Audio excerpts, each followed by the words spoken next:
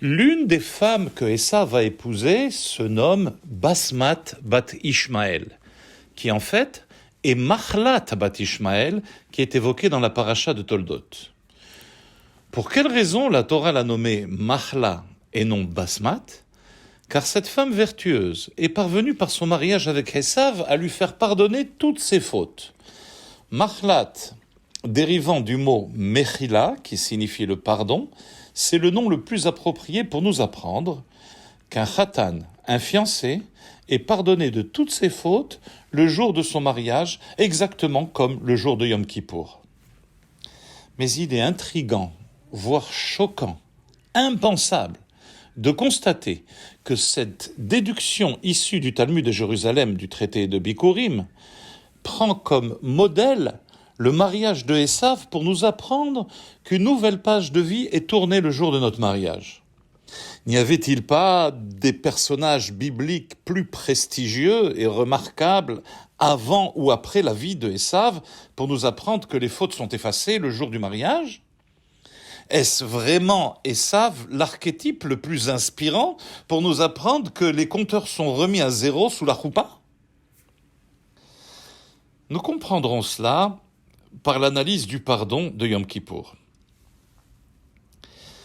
Quelle est en fait la raison de ce pardon exceptionnel que Dieu accorde à un couple le jour de leur union ?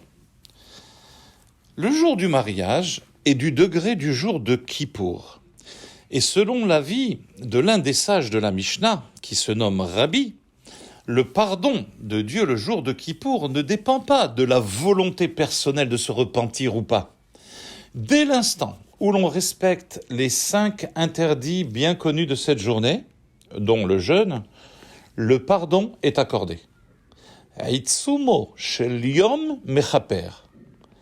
Le pardon est issu de la quintessence même de cette journée.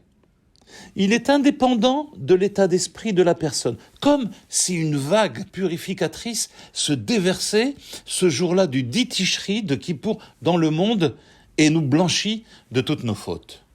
Le pardon de Kippour, d'après cet avis du Talmud, est une perception subliminale, au-delà de la conscience du repentir.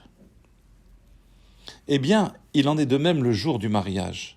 C'est un Kippour individuel, car ce jour, nous nous apprêtons à accomplir le grand commandement de Dieu, « Peru urvu », fructifiez et multipliez-vous, édifiez un foyer éternel. L'âme à cet instant ressent le but ultime de sa descente sur terre ici-bas, et elle est prête à s'accomplir. Ce jour, on lui pardonne toutes ses fautes, exactement comme à Yom Kippour. Alors, pourquoi la référence impensable de Esav sur ce point ? Eh bien, Esav a une spécificité tout à fait particulière. Esav, c'est le premier juif à avoir rejeté la volonté divine.